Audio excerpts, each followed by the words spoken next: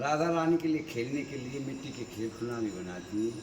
पिया पीतम में मान हो जाता है तो मान भी भंग कराती हैं। और चवर सेवा, ये तो रही सखी की सेवा। आपको ये सामने बाबा दिख रहे हैं, ये राजस्थान के रहने वाले थे। जिला भीमटोड़ा, गांव का नाम दूबरदू। इनका शरीर ब्राह्मण कुल का है। इनके पिताजी का नाम था बौदेव जी। बौदेव जी की शादी की बात हो गई थी, शादी नहीं हुई, वो बाबा बन गए। बौदेव जी के पिताजी ने लड़की वालों पर खबर की, भाई हमारा लड़का तो बाबा बन गया, अपनी लड़की का रिश्ता कहीं अंधा कर दो। 1 साल के बाद में लौट के साधु भेष में साधुओं के साथ अपने गांव में आए थे। तब तक उस लड़की का कहीं रिश्ता नहीं हुआ था। फिर बौदेव जी के पिताजी ने लड़की वालों पर खबर की, भाई लड़का आ गया है, कुछ हम समझाएंगे, कुछ आपके न शायद रिश्ता हो जाए। तो लड़की के परिवार वाले सब आए थे, साथ वो लड़की भी आई थी। संतों के बाबाओं के सब पैर छूते। उस लड़की ने बौदेव जी के पैर छुए ना, तो उसको आशीर्वाद दे दिया कि आप पुत्रवती हो। शादी हुई नहीं, आशीर्वाद दे दिया पुत्रवती हो। वो आश्चर्य करके, महाराज जी आप क्या बोल रहे, समाज में निंदा नहीं होगी, कुआरी के बच्चा पैदा होगा तो बदनामी का काम होगा। बौदेव जी बोले, आपकी जो बच्चा पैदा होगा वो उधर से पैदा नहीं होगा, आपकी हथेली में छाला पड़ेगा, छाले से बच्चा पैदा होगा। हथेली में छाला पड़ा, छाले से ये बाबा पैदा हुए। इन बाबाओं का घर का नाम था उद्धव। ये कृष्ण भगवान वाले उद्धव नहीं है, ये कलयुग की बात है। उद्धव भी 12 साल के हो गए ना, इन्होंने भी अपना घर छोड़ दिया। वृंदावन में आके निम्मार संप्रदाय के आचार्य थे हरव्यास देवाचार्य, उनके ये शिष्य बन गए, ये बाबा बन गए। ये भगवान के भजन में मस्त रहते थे, किसी से बोलते नहीं थे। लोग कहने लगे ये तो बहुत घमंडी है, तो इनका नाम पड़ गया उद्धव घमंड देव। यहाँ सुंदर स्थान देखकर, रमणीक स्थान देखकर इन्होंने ऐसी घनघोर कठिन तपस्या की कि पिया पीतम राधा कृष्ण को प्रकट कर लिया।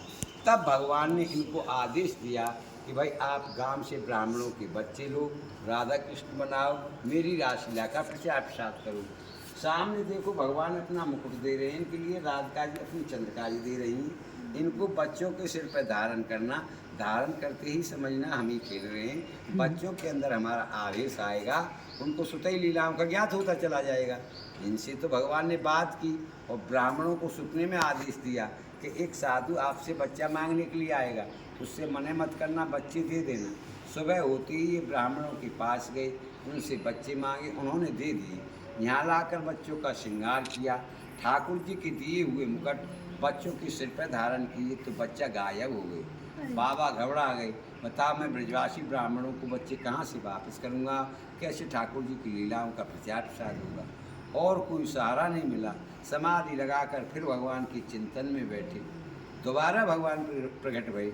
भगवान से कहा, महाराज आपके आदेश के अनुसार मैं ब्रजवासी ब्राह्मणों के बच्चे लाए, लाकर यहाँ श्रृंगार किया, आपके दिए हुए मुकुट पहनाए तो बच्चा गायब हो गया। बताओ मैं ब्रजवासियों को बच्चे कहाँ से वापस करूँगा, कैसे आपकी लीलाओं का प्रचार प्रसार होगा। भगवान बोले, आपसे ब्रजवासी कुछ नहीं कहेंगे, वो बच्चे तो मेरे ही में लीन हो गए। आप ऐसा करो, राधा कुंड के पास कोनई गांव है, वहाँ पे जाओ, वहाँ से ब्राह्मणों के बच्चे लेके आओ। घमंड देवाचार्य जी कोनई गांव गए, वहाँ से ब्राह्मणों के बच्चे लेके आए। फिर यहाँ पे रास हुआ, जिस पे आप लोग खड़े हैं ना, ये ठाकुर जी का प्रथम रासलीला मंडल है। वृंदावन में निधवन में लीलाएँ होती हैं, पर रास की प्रागट स्थली शुरुआत इसी जगह से है जिस पे आप खड़े हैं। रास हुआ, ठाकुर जी की आज्ञा हुई, प्रचार प्रसार का काम यहाँ के ब्राह्मणों को सौंपो, जगह जगह जाके प्रांतों में प्रचार करेंगे। तो ब्राह्मण मंडली बनाकर MP दतिया डिस्ट्रिक्ट में ले गई थी। दतिया वाले राजा बोले, जैसे कृष्ण भगवान ने काली नाग जमुना के अंदर से नाथा ना, उसी प्रकार हमको नागनाथ के दिखाओ, नहीं हम आपको जेल में बंद कर देंगे। आप ढोंग फैलाते डोलते। ब्राह्मणों को हड़काया तो ब्राह्मण घबरा गए, सोचने लगे हम तो ठाकुर जी की आज्ञा से प्रचार करने के लिए निकले, ये राजा क्या कह रहा है। तो उदास होकर बैठे थे। पहले रास में छोटे छोटे बच्चे ठाकुर जी बनाते थे, वो बच्चे बोले आप क्यों उदास हैं। उन्होंने बताई, लाला ये राजा बोल रहा है जैसे कृष्ण भगवान ने काली नाग जमुना के अंदर से नाथा ना, उसी प्रकार हमको नागनाथ के दिखाओ, नहीं जेल में बंद कर देंगे। वो बच्चे बोले आप चिंता मत करो, राजा से अभी जाके बोलो कि आज नागलीला होगी। ब्राह्मणों ने जाकर बोल दिया कि महाराज आज नागलीला होगी। तो राजा ने सपेरे बुला के अपने तालाब में बहुत बड़ा सरफ छुड़वाया। रासलीला हुई, रास बिहारी भगवान ने खेलते खेलते उस तालाब में गेंद घेर दी। श्री दामा सखा की गेंद है, गेंद थी, उन्होंने अपनी गेंद मांगी, उनसे छुड़ा के तालाब में कूद गई। तो 3 घंटा तक नहीं निकले। देखने वाली जनता भी रोने लगी, राजा भी रोने लगा, पश्चाताप करने लगा, अरे हट कर के मैंने बड़ी गलती की, ये तो ब्रह्म हत्या, बाल हत्या, डबल हत्या हो गई। 3 घंटा के बाद में जैसे जमुना जी के अंदर से काली नाग को नाद कर भगवान काली नाग के ऊपर जमुना जी से बाहर निकले थे ना, उसी प्रकार रास बिहारी भगवान उस सर्प को नाद कर उसके ऊपर तालाब के पानी से बाहर निकले।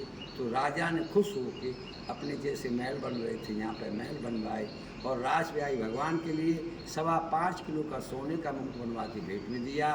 वो मुकुट अब भी है, मथुरा लॉकर में जमा है। उत्तरार्थ भादों में रतवार की पूर्णिमा आती है, जिससे पितृपक्ष चालू होते हैं। राधाष्टमी के बाद में जो पूर्णिमा आती है, उस पूर्णिमा को आता है प्रशासन के साथ, उसे पहनकर ही महाराज लीला होती है। बोलो रास बिहारी भगवान की जय, चंपक लता सखी की जय, भक्त मंडली की जय। जय जय श्री राधे। जोर से बोलो प्रेम।